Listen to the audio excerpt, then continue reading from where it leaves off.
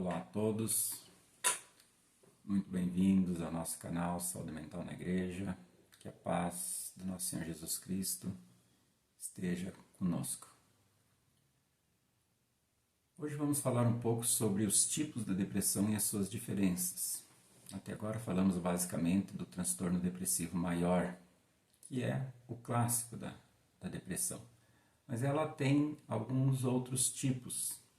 Não se baseia somente, não é somente o transtorno depressivo maior. Antes de começarmos, não esqueça de se inscrever no nosso canal, deixar o seu link e ativar o sininho. Também esteja compartilhando esse vídeo com todos aqueles que necessitam de auxílio. Bom, o transtorno depressivo maior, então, é o quadro clássico da depressão. Já conversamos sobre isso nesses últimos vídeos, né? Ele é um período de queda do humor de pelo menos 2 semanas e, na grande maioria dos casos, é bem maior do que 2 semanas. As pessoas dificilmente nos procuram ou procuram ajuda logo no início. Às vezes tem pessoas que sofrem 1, 2, 3, vários anos com depressão até buscarem ajuda, buscar um tratamento. Então, ele tem alterações na capacidade de sentir prazer, na forma do pensamento e com vários sintomas físicos.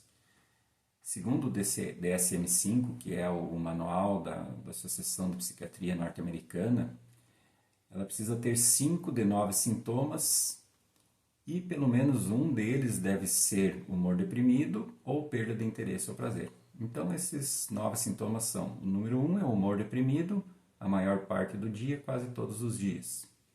O número 2, perda de interesse ou prazer, na maioria ou em todas as atividades. O número 3, mudanças no apetite ou peso, perda de 5% do peso em um mês, ou em crianças dificuldade de manter o peso esperado para a idade. O número 4 é dificuldade para dormir ou dormir em excesso quase todos os dias. O número 5 são movimentos e pensamentos lentificados ou quadro de inquietação e agitação quase todos os dias. O número 6, fadiga ou perda de energia quase todos os dias. O número 7, pensamentos de inutilidade ou culpa excessiva. O número 8, é diminuição de concentração ou dificuldade em tomar decisões. E o número 9, pensamentos recorrentes sobre morte, não somente o medo de morrer, mas é pensamento de morte, ideação suicida, plano de suicídio, tentativa de suicídio e, alguns dos casos mais graves, até mesmo o suicídio. Então, a pessoa precisa ter 5 desses 9 sintomas e pelo menos um dos sintomas tem que ser o humor deprimido ou a perda de interesse ou prazer nas atividades. E pelo menos por 14 dias ou 2 semanas. Então esse é o transtorno depressivo maior, que é o quadro clássico da depressão. Mas nós temos outros tipos também. Nós temos o transtorno depressivo persistente, que a gente chama de distimia. Esse transtorno ele é caracterizado por um estado de sintomas de depressão de baixa intensidade e ele dura pelo menos 2 anos em adultos ou 1 ano em crianças e adolescentes. Ele dura em média 5 anos. A pessoa sente-se para baixo na maior parte do tempo. Ela pode ser capaz de lidar com a vida cotidiana, mas ela tem muita dificuldade em sentir entusiasmo ou uma motivação intensa para realizar as suas atividades.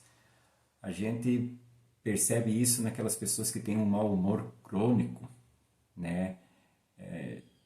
Aquele sujeito que está sempre mal-humorado, né? Para ele nada está bom, tudo está ruim.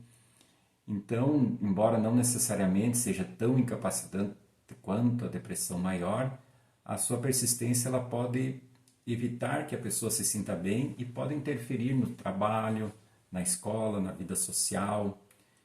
E se você pensar na depressão como a cor preta, o transtorno depressivo persistente é mais parecido com cinza escuro. E a pessoa pode ter depressão maior, né, no qual os episódios relativamente curtos podem ser separados por longos períodos de estabilidade. E já no transtorno depressivo persistente não tem esses períodos longos de estabilidade sem a depressão. A pessoa tem sempre isso daí.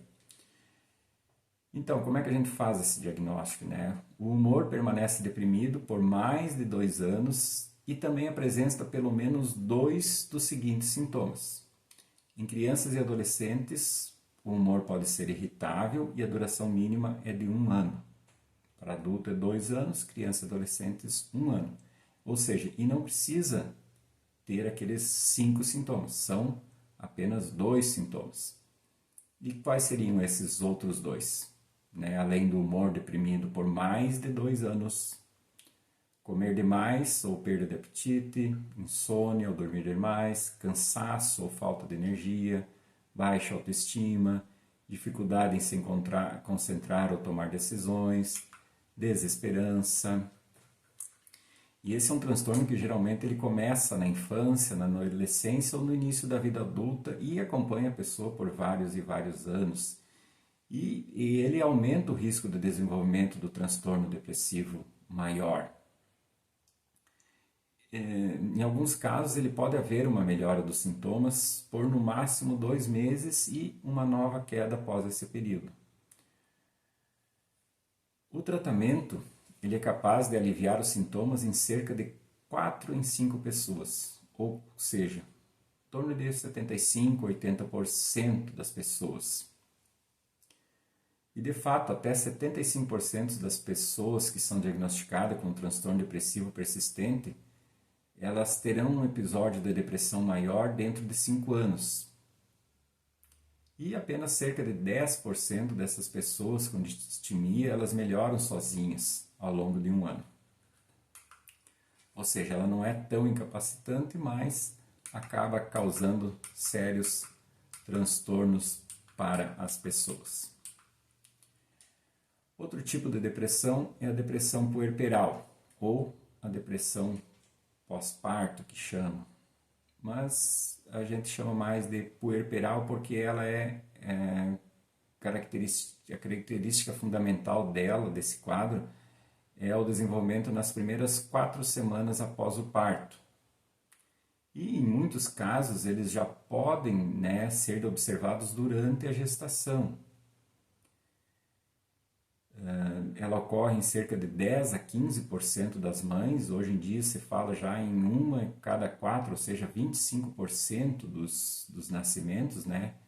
E é mais comum após a primeira gestação. E o risco de recidiva, ou seja, a paciente que teve esse transtorno numa gestação, em torno de 25 a 50% numa gestação futura.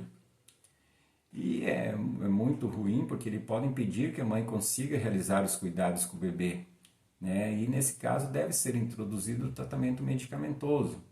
Não são todas as medicações que podem ser utilizadas, tem algumas que a gente pode usar com segurança. E até há pouco tempo atrás não existia ainda nenhuma medicação específica para o transtorno depressivo puerperal, para a depressão pós-parto. Mas agora, nesse momento, já foi liberado uma nova droga nos Estados Unidos para tratar especificamente esse tipo de transtorno. Tem uma outra condição que ocorre na grande maioria, em torno de 90% das puérperas, das mulheres que ganharam nenê, que é o blues puerperal, que é um quadro passageiro e benigno, né, com sintomas de tristeza que eles duram no máximo de 7 a 10 dias após o parto e que acabam melhorando de forma espontânea. Isso não é um quadro de depressão pós-parto. Meus irmãos, por hoje é isso. Nos próximos vídeos vamos falar sobre outros tipos de depressão e suas características. Que Deus abençoe a todos nós. Até mais.